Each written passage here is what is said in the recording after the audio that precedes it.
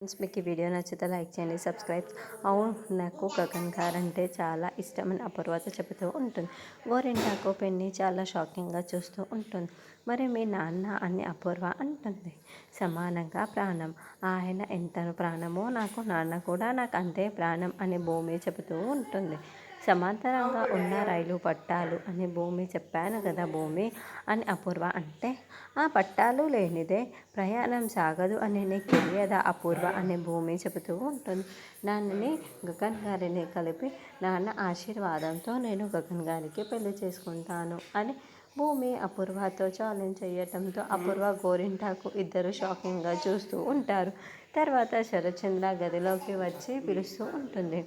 ఏంటి నాన్న అని భూమి రావడంతో నాకు ఒక ఆలోచన వచ్చిందమ్మా, నీతో పంచుకుందామని నిన్ను పిలిపించాను అని శరత్చంద్ర చెబుతూ ఉంటే తలుపు దగ్గర ఉంది చెర్రి ఇదంతా కూడా చూస్తూ ఉంటుంది.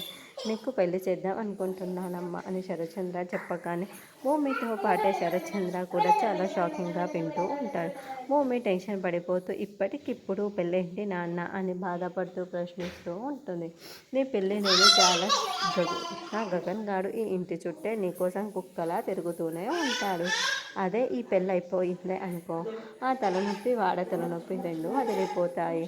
నీ అభిప్రాయం తెలుసుకుందామని నేను పిలిపించాను నాన్న, నీ అభిప్రాయం ఏంటి అని శరత్చంద్ర అడగడంతో భూమి సరే అంటే తల ఊపుతూ ఉంటుంది.